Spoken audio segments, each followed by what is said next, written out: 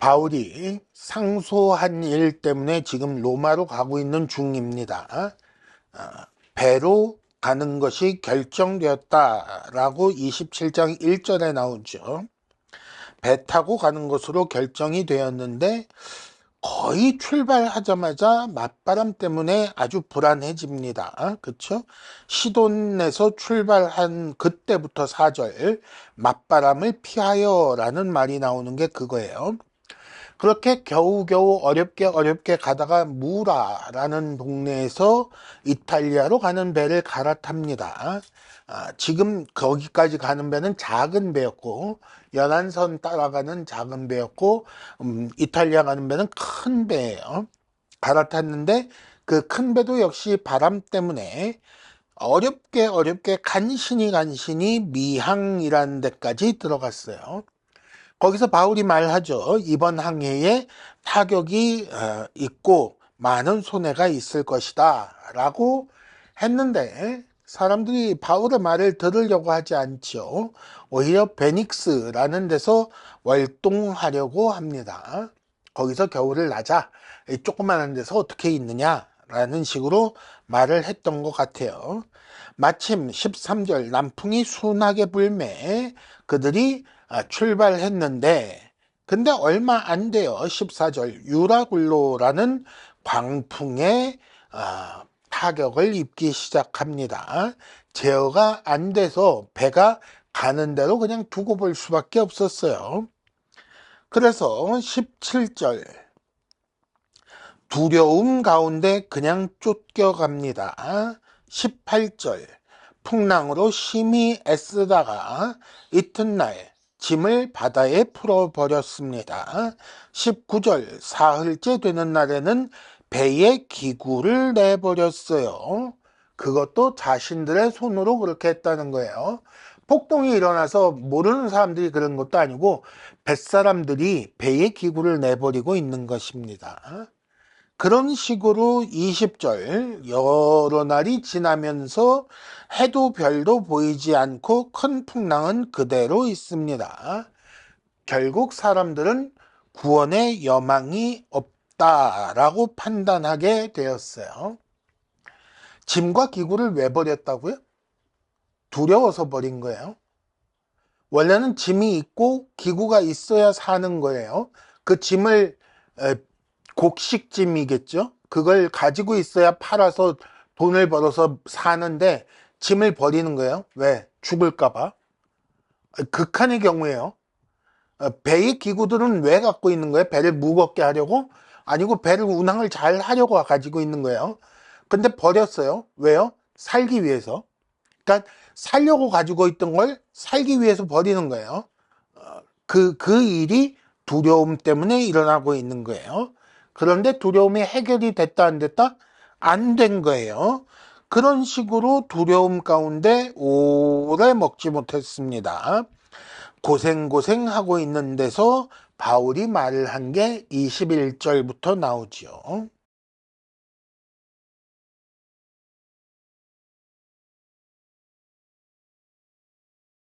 얼핏 바울의 말을 보면 21절 말씀을 보면 내 말을 듣고 떠나지 않았더라면 좋았을 뻔했다라고 하니 비난하는 것처럼 들립니다. 바울은 비난의 선수인가? 그렇지 않아요. 이게 비난이 아니라 앞서 10절 같은 말을 쓰고 있죠. 타격과 많은 손해를 끼치리라 라는 10절 말씀. 바울이 미항에서 했던 말을 기억나게 하는 거예요. 내가 그런 말을 한 적 있지. 그대로 되었지. 라고 얘기를 하는 거예요. 그 말대로 진짜 진행이 돼서 그가 화물에 손해가 있을 것이다 한 대로 둘째 날에는 짐을 풀어버렸고 배가 타격을 입을 것이다 한 대로 지금 배의 기구들을 버리고 있는 상태란 말이에요. 그러니 지금 당장은 배 안에 있어서 살아있는 것처럼 보일지나 그러나 그 사람들은 해도 달도 별도 보이지 않으니 지금 어느 방향으로 얼만큼 왔는지도 판단이 안 되고 풍랑은 계속되고 거기에 자기들이 배를 움직일 뭔가 여지가 없으니 구원의 여망이 없어진 상태라. 이 사도 바울의 말을 들으면서 말을 들었으면 좋았을 뻔했지요 라는 말을 들으면서 무슨 생각이 든다? 기분이 엄청 나쁘지만 네 말이 맞다를 인정할 수밖에 없는 상황이 되는 거예요.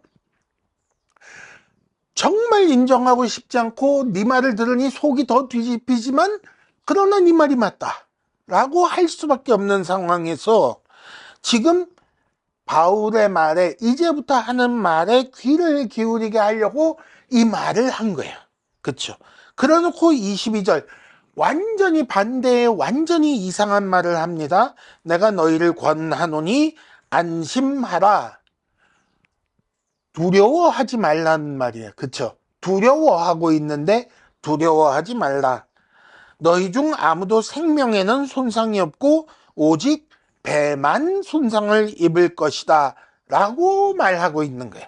자, 생각을 해보세요. 이런 말을 할 적에 아멘 할렐루야 반갑습니다 그런 기쁜 소식을 전해주시니 정말 좋습니다라고 받아들일 만한 상황이다 아니다? 절대로 아니다. 절대로 아니다. 좀 바람이라도 좀 잠잠해지든가. 그 말을 들으면서 바람이 샥 가라앉으면 믿을 것 같은데 그것도 아니에요. 여전히 풍랑이 거세다고요. 해라도 보여야 그 말을 믿어줄 텐데 정신없어 죽겠는데 이 이상한 소리를 또 이런 생각이 들 수밖에 없는 거예요. 그렇죠? 상황이 바뀐 게 없어요. 근데 이 말을 무슨 근거로 하고 있다? 23절 내가 속한 바 내가 섬기는 하나님의 사자가 어젯밤에 내 곁에 서서 말을 했습니다. 그게 근거입니다 라고 얘기를 하는 거예요. 바울이 자기 정체를 이렇게 밝혀요. 내가 속한 하나님, 내가 섬기는 그 하나님이라고 했으니까 나는 하나님께 속한 존재이며 하나님을 그래서 섬기고 있는 자입니다 라고 자기 정체를 밝히는 거예요. 그런데 그 하나님께서 사자를 보내셨습니다. 그래서 하나님의 말씀을 나에게 전해 주셨습니다 라고 얘기를 하고 있는 거예요.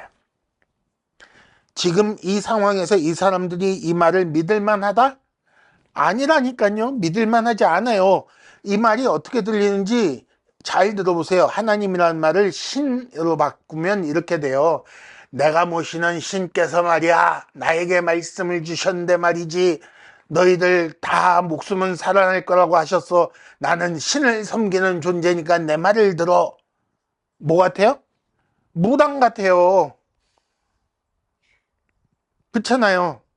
근데 풍랑 때문에 떠밀려가며 살아날 구원의 여망조차 잃어버린 사람들 앞에서 무당같이 이런 소리 하면 이게 믿어지냐고요. 그렇잖아요. 그런데 그 사자가 한 말이 뭔지 마저 봅시다. 24절. 첫째는 네가 가이사 앞에 서야겠다. 그러니까 죽지는 않는다 라는 얘기예요. 첫째는 네가 가이사 앞에 서야 되니까 죽지 않는다 라는 말이고, 둘째는 너와 함께 항해하는 자를 다 너에게 주셨다. 이제 그 배에 함께 타고 있는 모든 사람은 너에게 달려있는 사람들이다. 그러니 네가 죽지 않으면 그들도 죽지 않는 것이고 네가 죽으면 그들도 죽는 것이다 라고 말하고 있는 거예요. 근데 너는 가이사 앞에 서야 되니까 죽지 않을 거다 라고 말하고 있는 거예요. 그쵸? 그러면 들어봅시다. 들을 사람도 별로 없지만 믿을 사람도 없지만 이 얘기를 정리를 해봅시다. 네가 가이사 앞에 서야 하리라 라고 내가 섬기는 신께서 나에게 말씀하셨어요 라고 하면 믿어진다 안 믿어진다? 이것도 믿기 힘들어요. 그럴 수 있겠지. 지는 살아난다는 얘기인가 보지 이러고 그러고는 계속 또 정신없을 가능성이 있어요. 근데 두 번째는 더 안 믿겨요. 우리를 왜 저 사람한테 줘? 우리를 왜 저 사람한테 줘? 왜 우리의 살고 죽는 것이 저 사람한테 달려있다 그러지? 이건 더 안 믿어지는 내용이에요. 그쵸? 그러니까 지난주 말씀을 생각해 보세요. 처음에 떠날 때 율리오에 대해서 얘기하면서 이 사람이 총독의 말을 아마도 전해 들었을 것이다 라고 얘기를 했어요. 총독은 이 사람에 대해서, 바울에 대해서 뭐라고 얘기했어요? 너의 많은 학식이 너를 미치게 하였다 그랬단 말이에요. 그걸 전해 들었으니까 율리오도 저 사람이 배운 거 많은데 살짝 삑 돌아있는 사람이야 라고 생각했을 거라 그랬잖아요. 근데 지금 말하는 거 보니까 진짜로 삑 돌아있는 사람이, 그쵸? 삑. 내가 생각한 것보다 조금 더 돌아있는데, 난 한 90도 생각했는데 95도쯤 돌아있는데, 이렇게 생각이 들 정도인 거예요. 그쵸? 아, 이 사람이 풍랑에 시달리며 너무 겁이 나는 데다가 밥도 못 먹고 오래되니까 완전히 실성을 했나 보다 라고 생각할 수 있잖아요. 그쵸? 그런데 그렇게 생각하는 사람들을 향하여 바울이 또 말합니다. 말을 이어가는 거예요. 25절. 그러니 여러분이요, 안심하라. 앞에 말 시작하면서도 그랬어요. 22절. 내가 너희를 권하노니 이제는 안심하라. 지금 다시 여러분이요, 안심하라. 거듭거듭 안심하라. 두려워하지 말라라고 얘기하는 거예요. 나는 내게 말씀하신 그대로 되리라고, 내가 섬기는 하나님, 내가 속한 그 하나님을 믿노라 라고 말하고 있어요. 그러면서 아주 구체적인 얘기를 해요. 26절. 한 섬에 반드시 걸릴 것이다. 구체적인 말이죠. 그 전까지는 뜬구름 잡는 얘기처럼 들렸어요. 근데 아주 정말 이게 진짜 예언이다 아니다를 판단할 만한 증거가 되는 말을 한마디 하는 거예요. 가다가 한 섬에 걸릴 것이다 라고 말을. 자, 이쯤 되면 누가 이 사람의 말을 믿는다? 누가 같이 타고 있잖아요. 우리라고 했으니까 누가가 타고 있잖아요. 누가 믿는다고요? 누가가 믿는 거예요. 혹시 아직 타고 있으면 아리스다고도 믿을 거예요. 빼고 믿는 사람이 있다 없다? 없었겠죠. 미친놈이네. 그만 좀 떠들지. 정신없어 죽겠는데. 이랬을 거야. 근데 그때부터 누군가 한 사람이 바울을 주목하기 시작합니다. 누가 말고. 누가는 이미 믿고 있고. 누가 주목하는 거야? 율리오가. 백부장이 주목하기 시작하는 거예요. 왜요? 앞에 10절에 비슷한 얘기를 할 적에 하물과 배만 아니라 우리 생명에도 타격과 많은 손해를 끼치리라 라고 말할 적에 백부장이 11절 선장과 선주의 말을 바울의 말보다 더 믿었는데, 근데 생각해보니까 이 말하는 걸 듣고 생각해보니까 그러네, 진짜로 우리가 하물에 손해를 많이 받고 배에 손해를 많이 받는데 이젠 생명까지 잃을 지경이 돼가네. 이 사람이 말한 그대로 그냥 미항에 있었으면 다 괜찮았을 텐데 미항에서 떠나자마자 정신없이 떠밀려서 여기까지 왔는데 며칠이 지나도록 지금 이 모양인데 이 사람 말이 맞네 라고 하면서 바울을 주목하기 시작했다는 거예요. 그쵸? 21절부터 듣고 그 생각이 나서 이제 백부장은 바울을 보고 있는 거예요. 정말 그렇게 되는지 보자.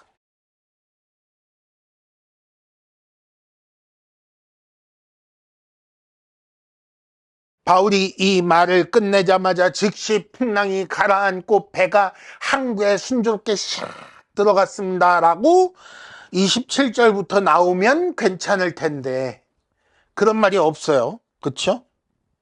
그 말이 없어요. 27일 열나흘째 27절 열나흘째 되는 날 밤에 라고 나와 있어요.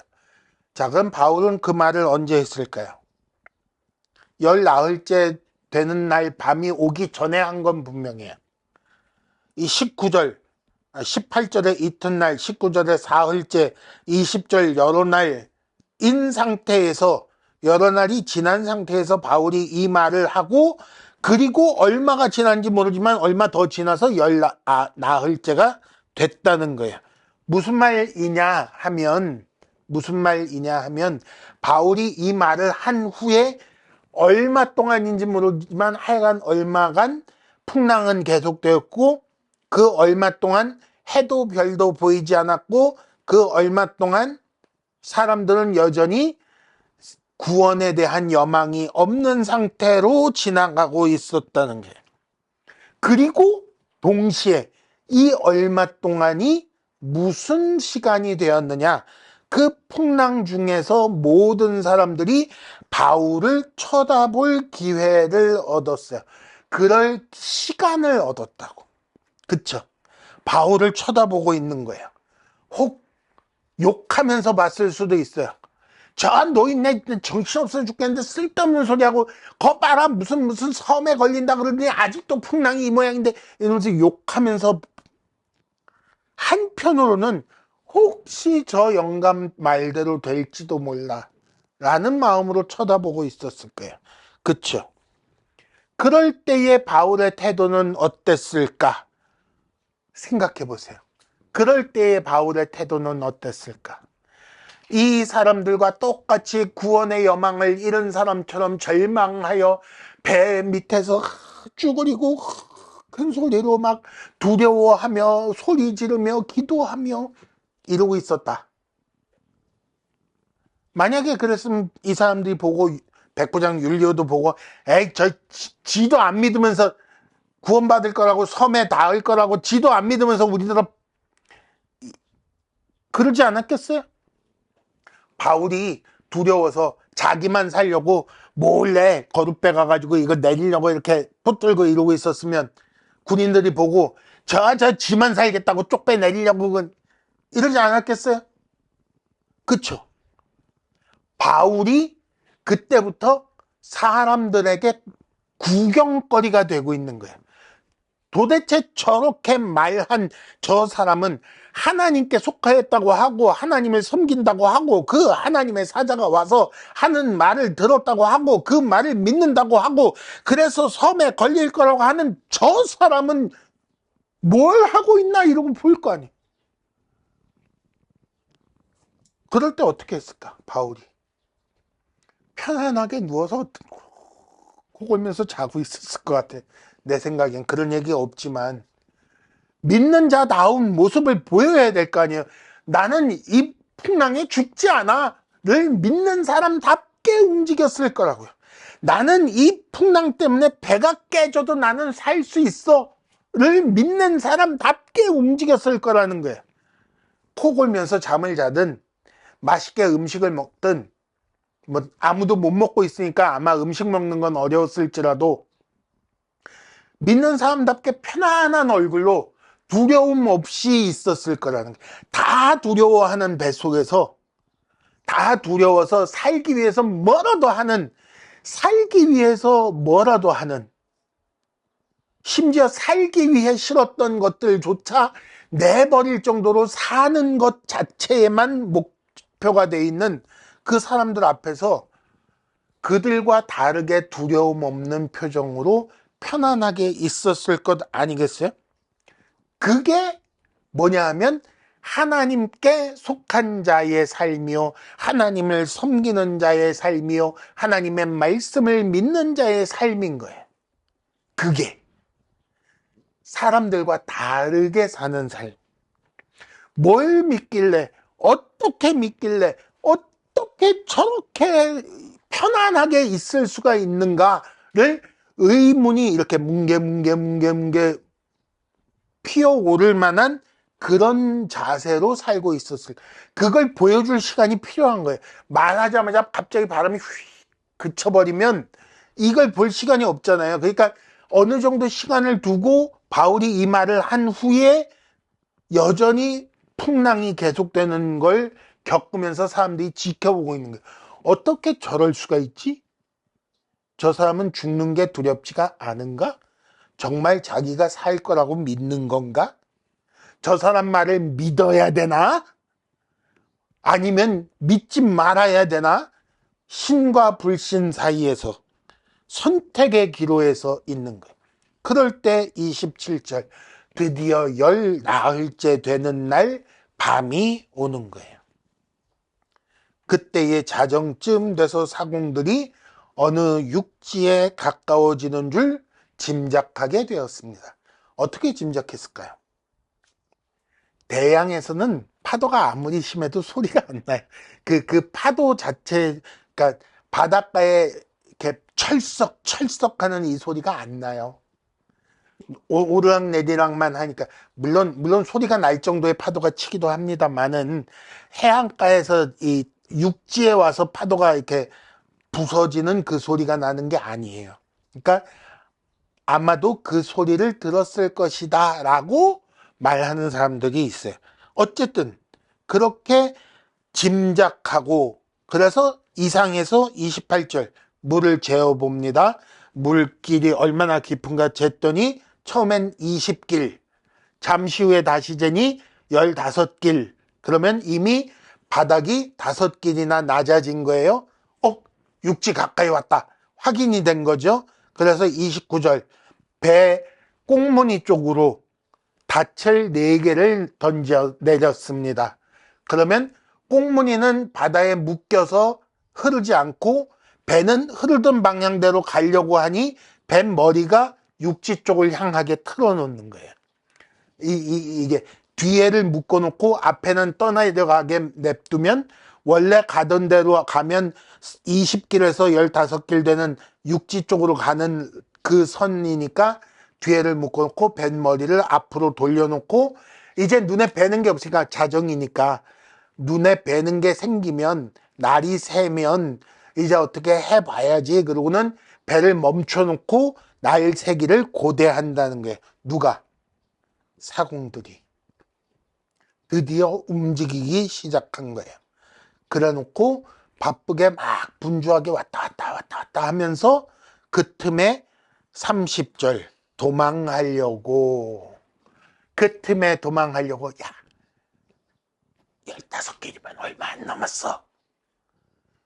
우리 이 거룻배 내려가지고 우리끼리 타고 도망가자 라고 말하고 수덕수덕거리면서 뱃머리에 이물에 뱃머리에 닻을 던지러 가는 것처럼 야 여기도 던져 배를 고정시켜야 돼 라고 헛소리를 해가면서 가서 닻을 던지는 게 아니라 거룻배를 내리려고 하는 거예요.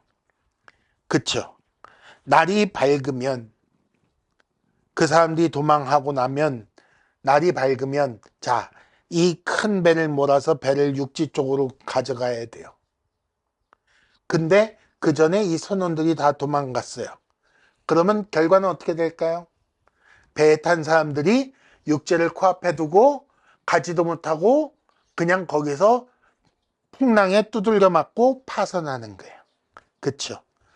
보면서도 육지에 못 가는 거죠. 대책이 뭔가? 첫째, 대책이 뭐가 있을까? 첫째, 하나님의 사자가 나에게 말씀하셨습니다. 네가 가이사 앞에 서야 하리라. 그러니 나는 죽지 않습니다. 나는 괜찮습니다. 그러니 어떻게 되는지 두고 보겠습니다. 그리고 바울이 자정이니까 졸리니까 자겠습니다. 그리고 누워있으면 된다 안 된다? 이거를 뭐라고 부르냐면 하나님을 시험하다라고 부르는 거예요. 그렇게 하지 않았어요. 두 번째, 다른 행동을 합니다. 바울은 어떻게 했는가? 31절 백부장과 군인들에게 이르되 이 사람들이 배에 있지 아니하면 너희가 구원을 얻지 못하리라 라고 소리를 쳤어요. 그랬더니 군인들이 막 달려가서 어떻게 했어요? 32절 거룻배를 메고 있던 줄을 딱 끊어서 거룻배를 버려버렸어요. 이게 하나님의 말씀을 믿는 거예요. 그리고 하나님의 뜻이 이루어지게끔 충성하는 자의 자세인 거예요. 뭐가? 저 사람들 없으면 너희들이 구원을 얻지 못하리라 라고 하는 말이 그게 그 바울의 말이 하나님의 말씀을 믿는 자로서의 삶을 보여주는 충성하는 자세라고요. 이게 하나님의 뜻대로 일이 이루어지게끔 노력하는 삶이고, 하나님의 뜻이 나의 삶에서 이루어지도록 사는 삶이고, 그게 하나님의 뜻대로 세상을 운영해 나가는 삶이고, 이런 삶을 그래서 간단하게 바꾸어 말해서 왕노릇이라고 부르는 거야. 이게 왕노릇이에요. 내가 주 안에서 주와 함께 왕노릇한다라는 말은 다른 말이 아니에요. 이걸 얘기하는 거예요. 내가 세상을 운영해 나가는 거예요. 어떻게? 하나님 뜻대로. 하나님 뜻이 나를 통해 이루어지도록. 또 한 가지 그런 일이 있습니다. 33절. 날이 새어가니까 바울이 말하지요. 34절. 내가 음식 먹기를 권하노라 라고 했어요. 자, 먹읍시다 라고 하는 거예요. 왜 먹어야 한다? 이것이 너희의 구원을 위하는 것이다 라고 소망과 용기를 주죠. 머리카락 하나도 잃을 자가 물론 바다에 내려가서 헤엄쳐서 가야 되니까 머리카락 몇 개 빠지겠죠. 생각해보면 그런데 이렇게 말을 하는 거예요. 아무도 다치지도 않고 구원받는다는 거예요. 소망과 용기를 주고는 35절 떡을 가져다가 하나님께 감사기도 하고 자기가 먼저 먹기 시작하는 거예요. 그렇게 하니까 다들 36절 안심하고 받아 먹었어요. 다들 실컷 먹고 38절 배부르게 먹고 남은 밀은 바다에 다 버려서 배를 가볍게 했습니다. 할 수 있는 건 다 하는 거예요. 왜? 하나님의 말씀을 믿으니까. 하나님의 말씀을 믿기 때문에 이 배에 탄 모든 사람들의 생명이 너에게 달려있다. 근데 너는 반드시 살아서 가이사 앞에 갈 것이다. 라고 하나님의 말씀을 믿으니까 아 그래 나와 함께 여기 있는 사람 모두가 살 수 있어. 자 우리 살기 위해 할 수 있는 모든 일을 해보자 라고 하는 거예요. 하나님의 말씀을 믿고 하나님의 뜻이 이루어지게끔 충성하고 있는 거예요. 그에게 주신 그 모든 사람들이 다 자기 말을 따르게끔 해나가고 있는 거예요. 그렇게 하면서 아직 날이 안 샜어요. 아직 보이는 게 아무것도 없어요. 근데 모든 사람들이 바울처럼 보이지 않는 것에 대한 증거를 가지게 된 거예요. 믿음은 바라는 것들의 실상이요 보이지 않는 것들의 증거라고 했잖아요. 모든 사람들이 바울 때문에 이 보이지 않는 구원에 대한 증거를 가지게 된 거예요. 일심단결하여 함께 살기 위해 노력하게 되는 거죠.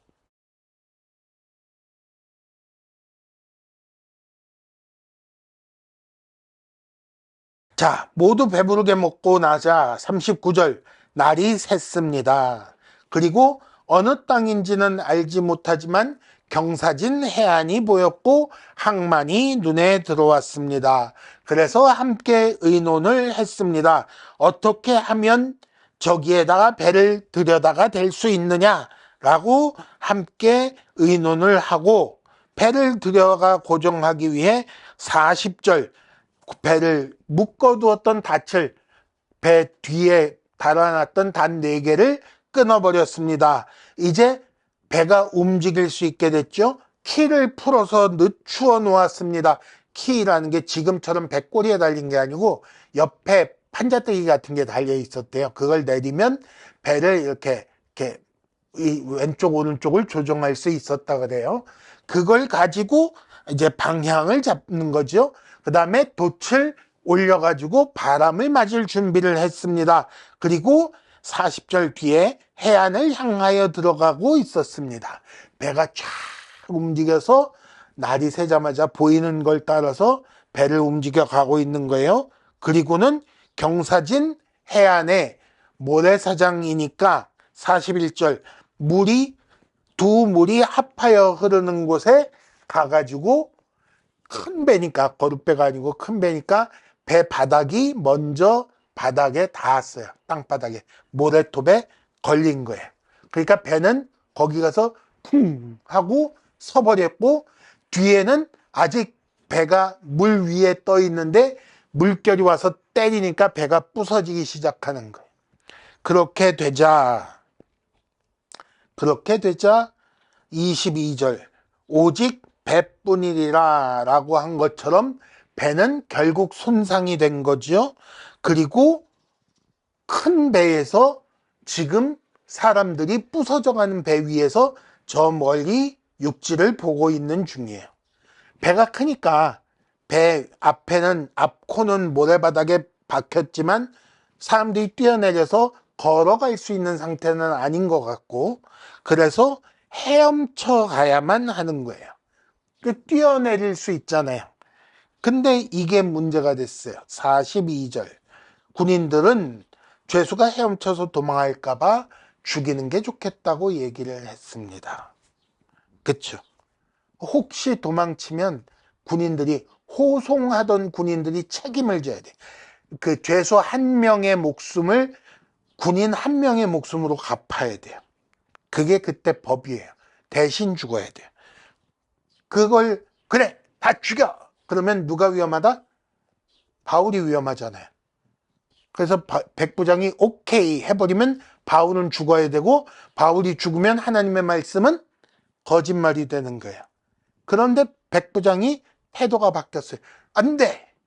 그러지 말고 다 뛰어내리라 그래. 43절 백부장이 바울을 구원하려 하여 그들의 뜻을 막고 헤엄칠 줄 아는 자들은 다 헤엄쳐서 육지로 간다 명령을 하고 헤엄칠 줄 모르는 사람들은 널빤지를 갖고 간다.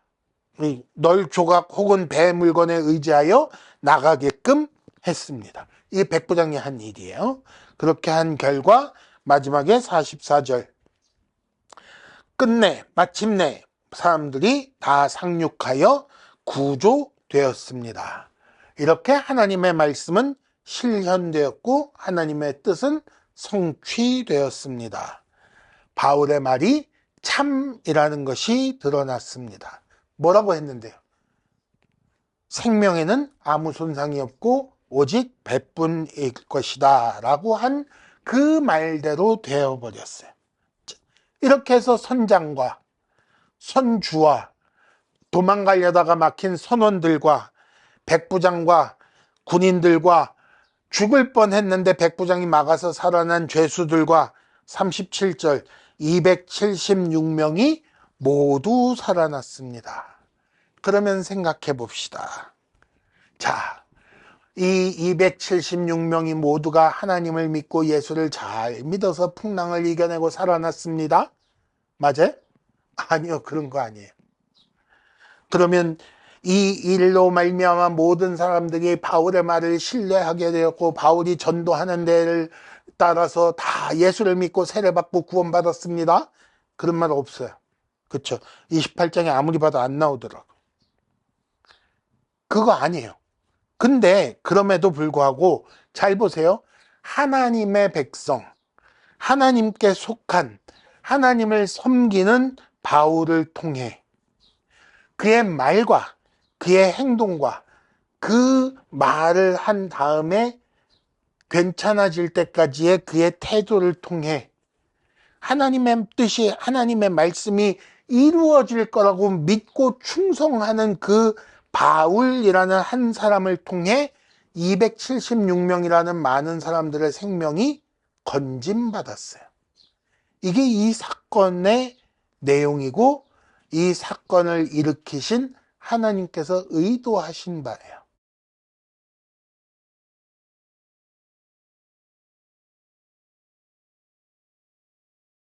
그리고 이것이 주께서 무죄한 신자를 포박하여 결박하여 파손할 배에 태우신 이유라고 보아야 하는 거예요. 그렇죠? 하나님께서 왜 신자를 결박하여 파손할 배에 태우시는 거예요? 세상을 사랑하사 세상을 살리려고 그들을 향하여 살 길이 있다는 걸 알리게 하려고 떠나지 말자. 여기가 비록 미항이 비록 겨울나기 좋은 곳은 아니지만 여기서 떠나면 큰 타격을 입는다. 이 말 하게 하려고 그리고 구원받게 하려고 타격과 손해를 알림에도 불구하고 떠나는 사람들을 향하여 그들에게 너희가 생명의 손상은 없을 것이다, 이렇게 하자라고 하는 방법을 알리게 하려고, 도망가는 선원을 막게 하려고, 그쵸? 음식을 먹게 하려고, 먹고 힘내서 헤엄쳐서 해안까지 닿도록 하려고, 그런 일을 하게 하려고 일부러 사람 하나를 묶어서 파선할 배에 태우시는 거예요. 그걸 뭐라고 한다고요? 왕노릇하게 하려고 주의 백성을 세상에 두시는 거예요. 세상을 선한 길로 인도하려고, 선한 길로 인도하려고 하나님의 백성을 세상 중에 두시는 거예요. 선도, 앞장서서 그 길을 인도하여 가게 하려고 하나님의 백성을 세상 가운데 두시는 거예요. 하나님의 백성을 하나님께서 세상에 왜 두신다고요? 세상을 선도하게 하려고. 이 역할을 주께서 교회에 맡기신 것입니다. 그렇죠? 이걸 위해 필요하면 때로는 무죄한 신자를 결박하시고, 그리고 파선할 배에 태우시기도 하는 거예요. 만약에 지금 우리가 그 배 안에 있다면 우리는 어떻게 하면 좋을까요? 어떻게 해야 좋을까요? 그 사람들하고 똑같이 불안해해요? 세상 사람들 불안해하는 같은 이유로 불안해하고, 그래서 그 사람들과 같은 방식으로 삶을 이어가려고 노력을 해요? 그 사람들이 비겁한 일을 하면 우리도 비겁한 일을 해요? 그 사람들이 거룻배를 내려서 살려 그러면 싸워서 이겨서 그 거룻배를 뺏어요? 주의 이름으로 뺏어요?